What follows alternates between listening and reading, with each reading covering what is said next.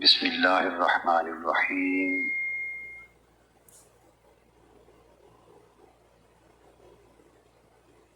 وَكَيْفَ تَكْفُرُونَ وَأَنْتُمْ تُتْلَى عَلَيْكُمْ آيَاتُ اللَّهِ وَفِيكُمْ رَسُولُهُ وَمَنْ يَعْتَصِمْ بِاللَّهِ فَقَدْ هُدِيَ إِلَى صِرَاطٍ مُسْتَقِيمٍ صدق اللہ مولانا العظیم۔ محترم علماء کرام، مہمانان گرامی قدر اور معزز شرکاء و حاضرین اور عزیزان محترم، اللہ رب العزت کا شکر ہے جس کی توفیق سے ہم آج اس مبارک اور باسعادت مجلس میں حاضر ہیں۔ آج کی یہ تقریب، اس کا عنوان آپ پڑھ چکے، عظمت قرآن اور پیغام عشق مصطفیٰ صلی اللہ علیہ وآلہ وسلم، اس تقریب کا عنوان ہے۔ گویا تقریب کا عنوان دو نسبتوں کو ظاہر کر رہا ہے، قرآن کی نسبت اور صاحب قرآن کی نسبت صلی اللہ علیہ وآلہ وسلم۔ جو بات میں آج کی اس تقریب اور اس مجلس میں مختصراً سمجھانا چاہتا ہوں، وہ ایک پیغام بھی ہے، قرآنی پیغام ہے، قرآنی فکر ہے اور دین اسلام کی تعلیمات کا مغز ہے۔ وہ یہ کہ اللہ تبارک و تعالیٰ نے اس کائنات انسانی کے لیے اپنے فیض اور اپنے نور کے دو مرکز بنائے ہیں۔ اللہ تبارک و تعالیٰ نے اس کائنات انسانی کو اپنا فیض عطا کرنے کے لیے، اپنا فیض، اپنا نور عطا کرنے کے لیے، تو فیضان الہی اور نور الہی، پھر یہ دو وجودوں کو بطور مرکز اور بطور منبع قائم فرمایا ہے۔ اور وہ دو مرکز جو مرکز نور اور منبع نور کی حیثیت رکھتے ہیں، ان میں سے ایک مرکز کا نام قرآن ہے، ایک مرکز کا نام محمد مصطفیٰ صلی اللہ علیہ وسلم۔ یہ دو مرکز ہیں، ان کی حیثیت اللہ کے نور اور اللہ کے فیضان کے جاری ہونے کے لیے منبع اور سرچشمہ اور مرکز۔ ان دونوں مرکزوں کو اللہ تبارک و تعالیٰ نے خود دونوں مرکزوں کو پیکران نور بنایا ہے۔ یہ خود نور کا منبع بھی ہے، قرآن اور صاحب قرآن، قرآن مجید اور حضور نبی اکرم صلی اللہ علیہ وآلہ وسلم کی ذات گرامی، یہ دونوں نور الہی کا منبع بھی ہیں، یعنی چشمہ جہاں سے اللہ کا نور لوگوں کو مل رہا ہے اور پھوٹ رہا ہے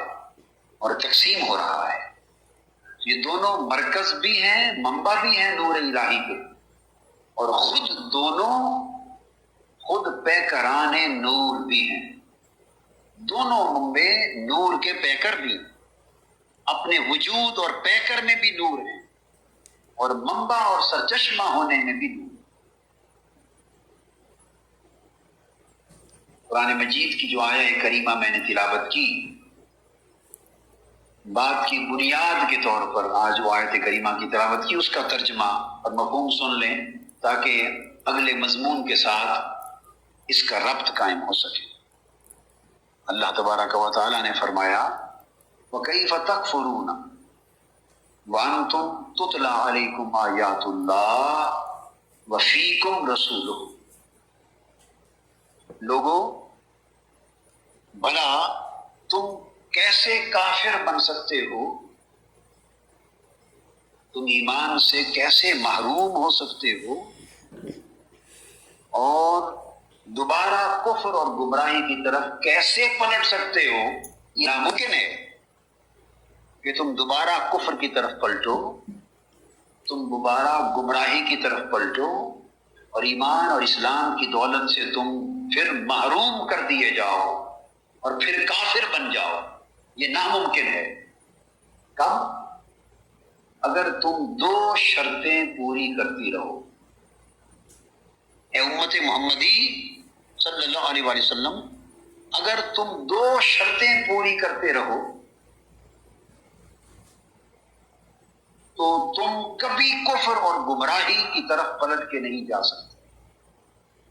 اور پوری دنیا میں گمراہی کی، ضلالت کی آندھیاں چلتی رہیں، طوفان چلتے رہیں، مگر دولت ایمان سے تمہیں کوئی دنیا کی طاقت محروم نہیں کر سکتی، بشرطے کہ دو چیزیں تمہارے پاس۔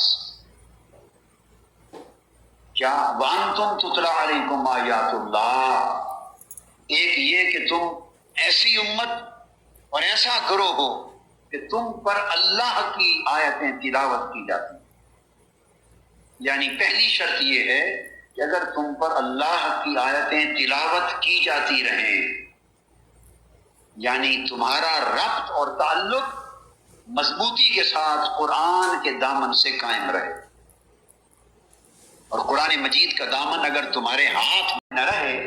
بلکہ تمہارا قرآن مجید کے ساتھ زندہ تعلق استوار ہو جائے، زندہ تعلق، قرآن مجید کے ساتھ تمہارا تعلق زندہ ہو، تابندہ ہو، تمہارا تعلق قرآن مجید کے ساتھ تازہ تعلق ہو،